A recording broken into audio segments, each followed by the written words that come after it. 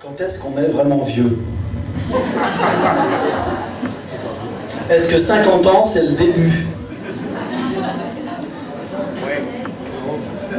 Alors bon, déjà, il y a un truc, on n'est pas égaux devant l'âge.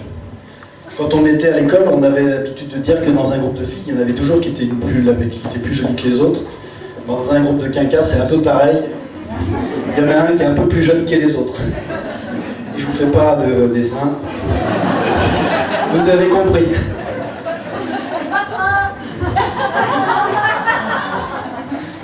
Alors on est vieux quand? Il y en a un, je doute que ce soit un philosophe, mais qui a dit « On est vieux quand on sort essoufflé d'une partie de domino ». C'est possible, mais c'est un peu trop simpliste. Ou alors, j'en ai une deuxième. La vieillesse est l'âge où les hommes s'occupent davantage de leur nourriture que de la serveuse, même si elle est jolie. Bon, ça c'était pour...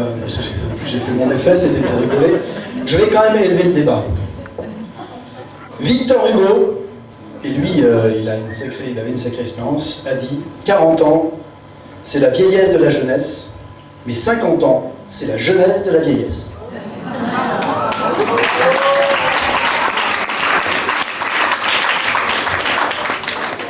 Et ça, j'aime bien. Enfin, je pense que vous aimez bien avec moi.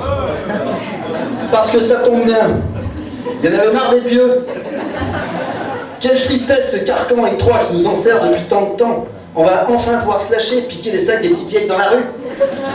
Sonner aux portes et surfer en courant, dégommer le lampadaire à coups de lance-pierre, faire du scooter, fumer dans les toilettes et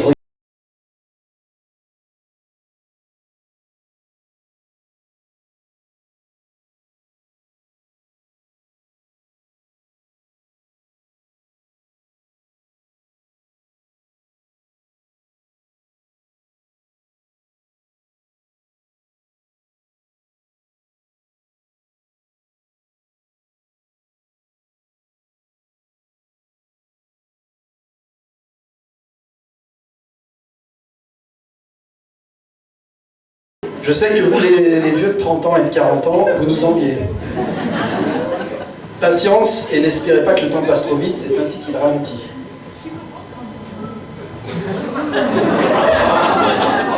Alors je redis pour les blancs de la soirée. Patience et n'espérez pas que le temps passe trop vite, c'est ainsi qu'il ralentit. Le truc, alors je vais vous donner des trucs. Le truc c'est de dire, oh là là, je veux pas avoir 50 ans. Et hop, on les a hyper rapidement. Regardez-nous. Nos 20 ans, c'était hier. Oh, Nietzsche, tu fais quoi là?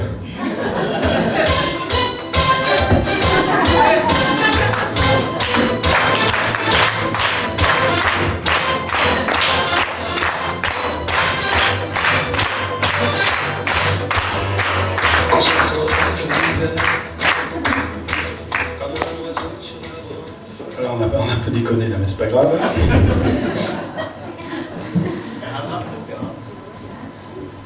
Ensuite, ce qu'il faut, c'est espérer. Il faut espérer avoir 60 ans, rapidement, pour que ça aille doucement. Vous suivez toujours? Tout ça pour vous dire que le temps n'est pas linéaire, que sous le pont Mirabeau d'Apollinaire, certes coupe la Seine, mais des filets s'en échappent, des remous en changent la vitesse, le temps ça virevolte, ça percote, ça tourbillonne et ça frissonne. Et regardez couler la Seine en amont ou en aval, ça change la perception du temps, et si être vieux, c'était regarder en amont. Ah, c'est bon. On va encore bien dedans. Hein?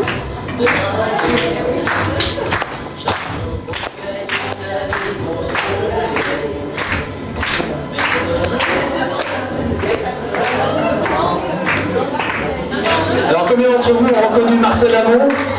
Levez le doigt. Et si connaître Marcel Amont, c'était ça, être vieux?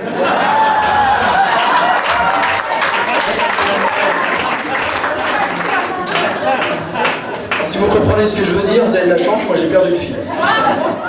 Après, il y a le coup de la sagesse. Au niveau du temps, c'est bon, là je suis en train de rattraper la moyenne. Après, il y a le coup de la sagesse, c'est classique. C'est bien d'être vieux, parce qu'on acquiert la sagesse. Quand on vous dit ça, c'est comme quand on vous laisse la place assise dans un bus, c'est mauvais signe. Mais c'est quoi la sagesse? Alors attention là, on va monter d'un cran à nouveau. Là. Il y a un philosophe chinois qui a dit sur la sagesse: les prétentions de nos 5 sens ayant été éliminées, tout notre cœur se révèle peu à peu dans sa pureté. C'est comme un tissu de soie écrue tombé dans la boue. Si on le lave, il retrouve facilement son état naturel. Comme une perle perdue dans une chambre, si on la cherche, on la retrouve aisément. Par conséquent, c'est dans la vieillesse qu'on peut véritablement apprendre à devenir sage.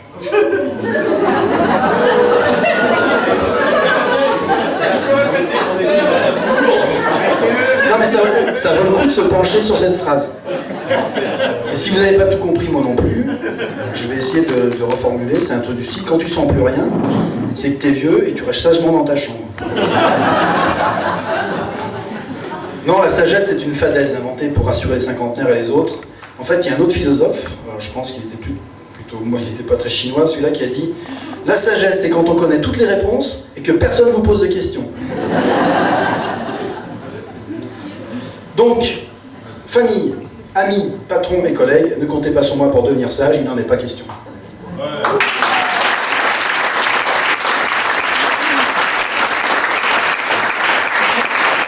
Non, mais c'est pas fini. Et comme il y a mon patron dans la salle, je le redis une deuxième fois, donc famille, amis, patrons et collègues, ne comptez pas sur moi pour devenir sage, il n'en est pas question. Bon, rien de très probant, je suis pas sûr qu'on ait beaucoup avancé. On m'a demandé de tenir 5 minutes pour ce discours, ça doit être bon, et j'ai la prostate qui me chatouille. Là, ça doit être un vrai signe. Pour finir, je me souviens des temps anciens, non, je veux dire, je me souviens d'une dissertation en classe de première sur la phrase de Picasso: on met longtemps à devenir jeune. J'avais une super note, mais bon, ça c'était moins d'habitude. N'empêche que c'est la plus belle phrase que je connaisse et on peut la resservir à tout âge. Et en plus, elle permet à Quentin, Maxime, David, Romain, Guillaume, Jean-François, à toute la bande de Blanbec, si présente, de comprendre pourquoi je dormais régulièrement des raclés sur les terrains de sport. Et ce n'est pas prêt de s'arrêter.